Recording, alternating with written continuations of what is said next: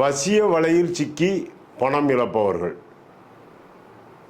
அன்பார்ந்த Sudarshan astrology remedies நேயர்களே, ஒன்றை தெரிந்து கொள்ளுங்கள். வசியம், ஆகர்ஷணம், மோகனம், மாரணம், உச்சாடனம், பேதனம், வித்வேஷனம், இப்படி 8 இருக்கின்றது. இதில் வசியம் என்பது என்னமோ நினைக்காதீர்கள்.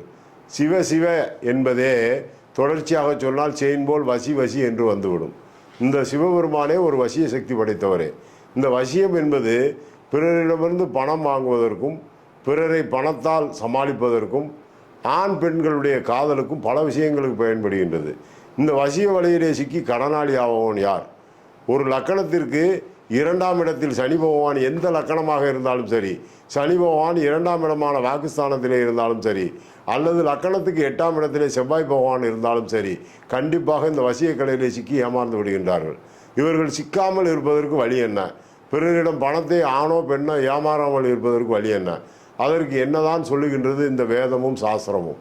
உண்மையிலே சொல்லப்போனால் இப்படி ஏமாந்தவர்கள் இருக்கின்றார்களா என்று கேட்டால், முகராசி கிழங்கு என்று ஒன்று இருக்கின்றது. இந்த முகராசி கிழங்கை இவர்கள் பையிலே வைத்துக்கொண்டு யாரிடம் சென்று பணம் கேட்டாலும் கொடுப்பார்கள். நிமிட கோடீஸ்வரன் அவன். இது உண்மையிலே மலைவாழ் மக்களிடம் கிடைக்கும். நான் மலையில் இருந்ததால் எனக்கு தெரியும்.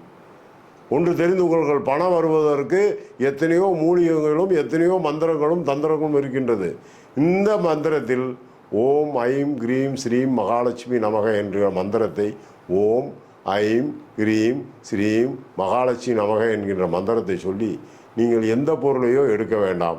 ஒரு சிறிதளவு ஒரு துளசியும் தண்ணீரும் கையில் வைத்து அதை உங்கள் வாயிலே போட்டு சாப்பிடுங்கள். சாப்பிட்ட பின்னே இந்த மந்திரத்தை சொல்ல வேண்டும். சிவ மந்திரம் என்று கேட்டு சொன்னால் ஓம் ரீங் வசி வசி ஜன தன மன வசி வசி என்று சொல்லுங்கள். சிவ கோத்திரத்துக்கும் விஷ்ணு கோத்திரத்துக்கும் ஒரு வித்தியாசம் இருக்கின்றது.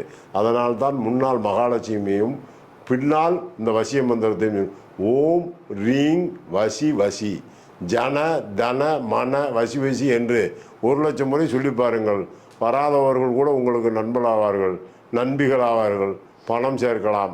தவறான பிரயோகத்திற்கு ஆளாகி ஜென்ம பாவத்தை தொடாமல், அஷ்ட கர்மாக்கள் உங்களை தொடாமல் வாழ வேண்டும் என்பதே நல்ல நோக்கத்துடனே இதை சொல்லியிருக்கின்றேன்.